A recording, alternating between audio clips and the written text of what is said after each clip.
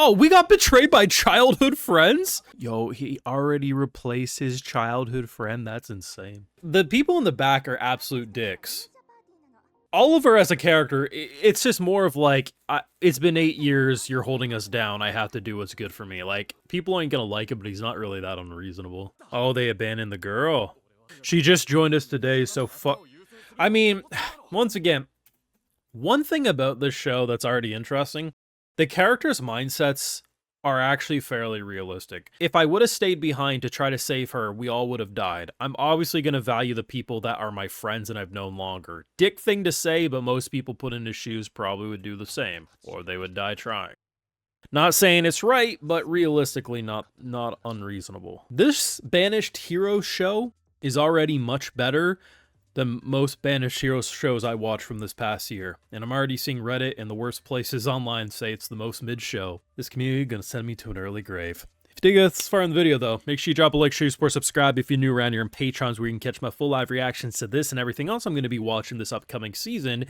And depending on how well this video does, it may be, you know, the only spot you can watch my thoughts on this show, because I quite enjoy it. So let me know if you want more content on this one, else you know where it's gonna live. So this show has a lot that is very similar to these types of shows.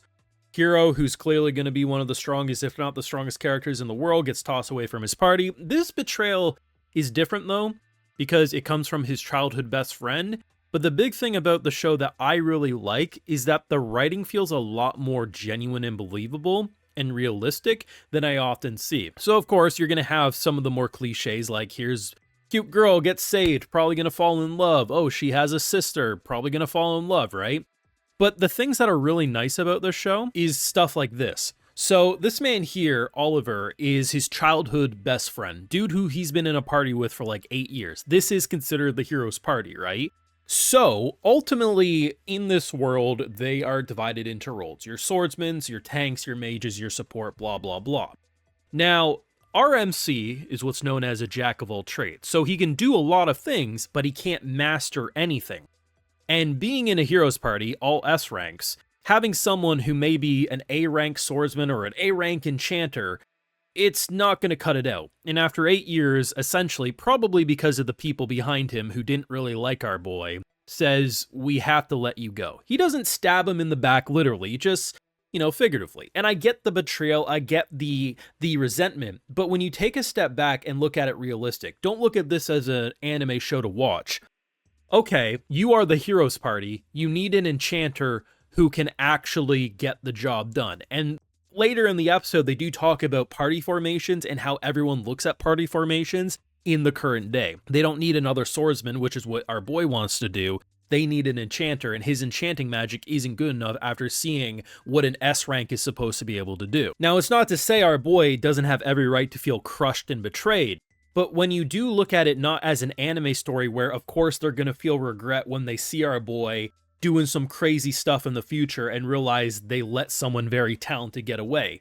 But if you look at it from a realistic point of view, we've been with this man for 8 years, and he's not where, and he'll never be able to. We've given him plenty of chances. It sucks, but it's actually a more realistic depiction of having to go your own ways. They will regret it, but it's actually quite interesting, because in this moment here, like, they get to see what an enchanter's supposed to do, right? And it's clear our boy's not going to be able to be cut out for it. But I think my favorite part of the writing is actually this. So the girl we end up saving, right, was originally with this party right here. We see these 4 run away, and they all kind of confront their leader and say, hey, why didn't you save her? And his answer is probably the most blunt and most genuine thing I've seen in some time with these types of shows. We aren't strong enough. Leaving her behind saves you guys. Is it a dick thing to say? Yes, but is it an evil thing to say? No. And I think while there's certainly half of humanity who would rather stay behind and die fighting trying to save everyone, there is another half that I don't think it makes them evil. It's more of, I didn't do this purposely. She got caught up in a trap. I can't save her. If I stick by, my friends I've known for all these years are going to die. He straight up says, who am I going to save? Someone I just met? Or people that I've grown to know and love for many years? We can't save her. I don't want to die trying to save her and losing you. Now, you can make the argument, well, he could go back, die trying, sure. but most people do value their life. I'm not condoning what he did. I'm just saying that I'm so used to these shows saying, well, here's just generically cackling evil, and this is why we're on the revenge tour. And that can be good. Backstabbed in a backwater dungeon from this past anime season, I think did it well.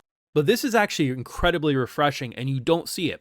Stuff like those two moments don't get highlighted that much, but then you'll see these bozos on Reddit who will say, oh, it's just another generic tossed away. Like, no, there's actually so much more. And like, look at a moment like this, right? When he's basically getting recruited by the sisters, he pretty much is saying, I don't want to do it. It's like his betrayal hurts him, but it's not something that's going to be so traumatizing he can never open up. It's actually a very minimal betrayal, but it's enough to understand why he feels so stabbed in the back. And I think one of the cool things is because he was in the heroes party, he had a lot of leverage, a lot of pull, right? And he feels a lot of regret for this man because he used his status as a hero to help promote this man's shop. And now that he's no longer a hero, no one's going to really listen to what he has to say because he no longer has that title card.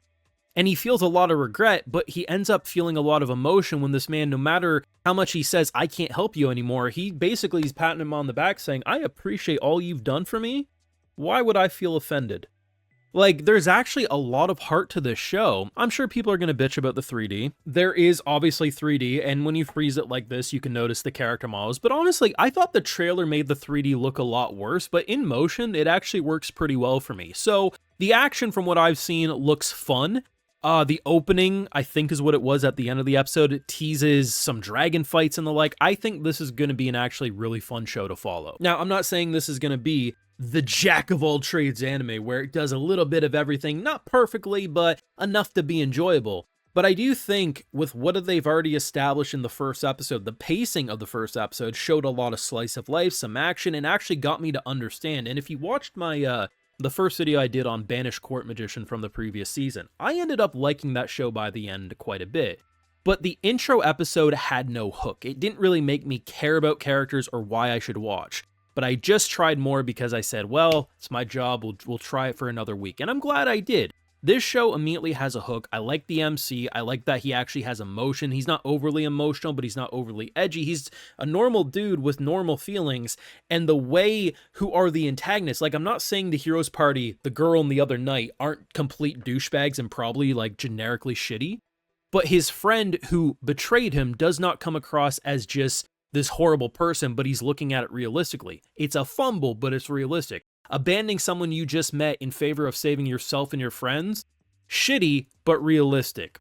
I think this show has a lot to offer and is much better than a lot of these banished hero stories that you often see. Could fall off, but in terms of a first episode, very good premiere for the first show of the winter season if you ask me. Your thoughts down below. If you checked out the source material, if you're anime only like me, what did you think of episode 1, and do you want more videos on YouTube? Do let me know. Drop a like, share, support, subscribe if you're new around here. Of course, Patreon is going to be the full live reactions no matter what, even if we don't continue it on YouTube. And hey, while you're over there, I also love to give video shoutouts because without my patrons, you wouldn't get these videos at all. So today we got Pokemon 222, 888, Sharon, The Gentleman, Derek Nickel, Little Big Trouble, Don't Show My Name, Don't Tell Me What to Do, Andre, Darthwin Wright, and Eric Barton. So I appreciate the support, everyone. Please take care. Y'all have a good one.